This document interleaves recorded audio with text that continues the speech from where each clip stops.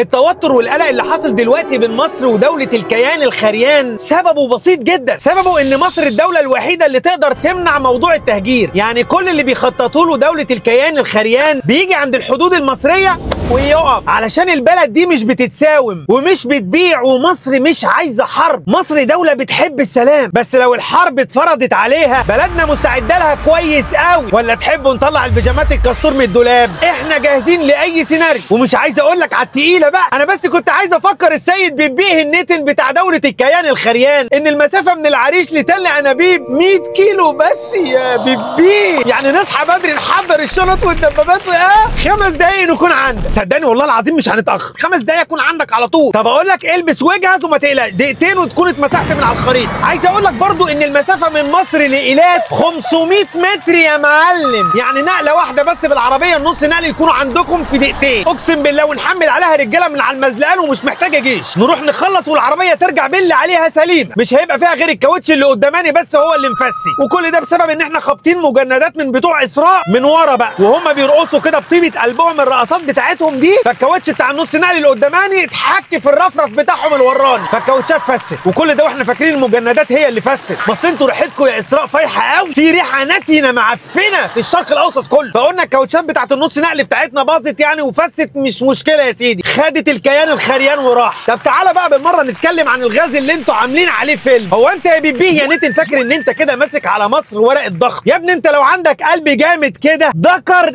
الغي اتفاقيه الغاز وشوف كده اقتصادك هيستحمل يومين ولا لا. ضغط ايه اللي على مصر يا كيان يا خريان؟ ده انت يا بيبيه يا نتن ما تعرفش تعمل 2 ضغط حتى. يا جماعه موضوع الغاز ده الكيان الخريان مستفيد منه اكتر من مصر، اقسم بالله. كل الكلام بتاع الضغط السياسي والاقتصادي ده مجرد اوهام عيال الخرفان. ما هو الكيان خريان ومسرح الخرفان، عاجبك كده يا ابو حنان؟ وبعدين يا بيبيه يا نتن المره دي مش هتبقى زي اي حرب بقى. طب اقسم بالله هنفاجئك، عشان الحرب دي مش هتبقى زي اللي فاتت، ده حتى حرب اكتوبر اللي كسرتكم هتعتبر خروجه لطيفه وفسحه ومصيف بالنسبه للي جاي. الصدام اللي جاي هيبقى صعب قوي. المره اللي فاتت لبسناكم بيجامات كاستور وسترناكم، المره دي بقى هتبقى البيجامات ماشيه لوحدها من غير ما يكون حد جواها، واسمكم هيتشال من على الخريطه وهيتكتب على الخريطه كان في اسراء وبين قوسين بيجامات، يا اما نمسح بالاستيكه ونكتب من اول وجديد على نظافه فلسطين وعاصمتها القدس. حاليا بقى والاجمد من كده ان بيبيه النتن بذكائه الخارق عمل معجزه، خلى الشارع الاوروبي والامريكي كله يصور يغلي منهم. الناس هناك بتنزل بعشرات الالاف، وصناديق الانتخابات هتبقى اكبر صفعه على وشه. بيقول لك هناك في الكيان الخريان هينزلوا في الانتخابات، واول ما ياخدوا ورقه الانتخابات ويشوفوا صورته هيعلموا بالكيكي بتاع العيال الصغيره عيالهم عليه كده بالغلط، عشان تبقى الورقه ريحتها بيبيه نتن، يعني ساقط وبيبيه، بدل ما نقول له يا ابو كحكه نقول له يا ابو شخه. لا وطبعا كل شويه بقى نسمع عن اسرائيل كبرى، اسرائيل كبرى، الهي كبرى تقرمك في طيبه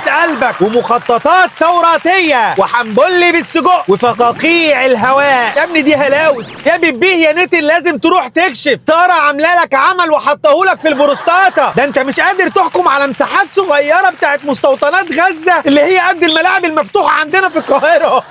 هتيجي دلوقتي تحكم العالم وتقول لي اسرائيل كبرى؟ يا اخي كبرى الراجل ده كان لازم يمثل في افلام الكرتون. يا جماعه حد يسرب بيبيه النتن هيروح مننا. يا ساره يا ساره يا مرات النتن، بيبيه النتن شكله بلع تشيكل ولا حاجه، شكله يا عيني نزل تحت بعد المعده كمان وعمل له انسداد في مش عارف يعمل حمام، فبيطلع يقول خرا علينا احنا بقى. بص يا ساره انت تمد ايدك جوه بقه، ولا اقول لك بلاش بقه لان المسافه بعدت، ده نزل تحت خالص. انت تمد ايدك في طيبه قلب وحاولي تسحبي التشيكل باي طريقه لانه واقف بالعرض كده، عارفه لو واقف على سيفه عادي ممكن ينزل، انما ده واقف كده قفل الدنيا، فبدا البيبيه بتاع بيبيه نتن يطلع من بقه علينا احنا بقى. فما تقرفوناش، انت جوزك وانت ادرى بيه، مدي هاتي الشكل وحلال عليك يا ست، روحي هاتي بيه اشتري لك بيه اي حاجه، هاتي لك مشط كبريت وروحي عامله عود كده اهوت ونوري فيه بقى، خلي بيبيه النتن كله منور.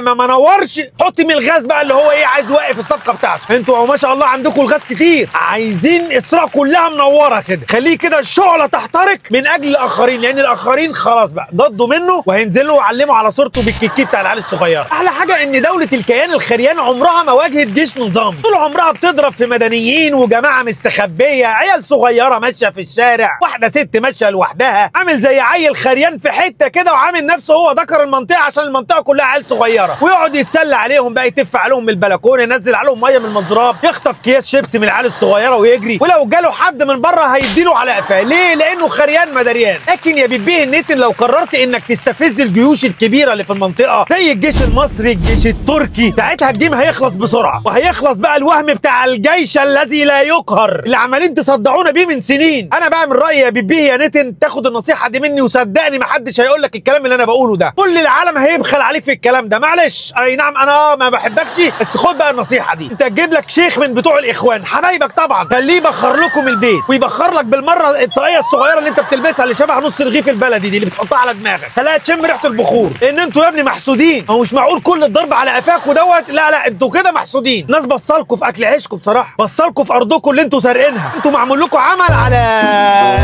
على رجل جمل. طب والعمل بسيطه، نشيروها له.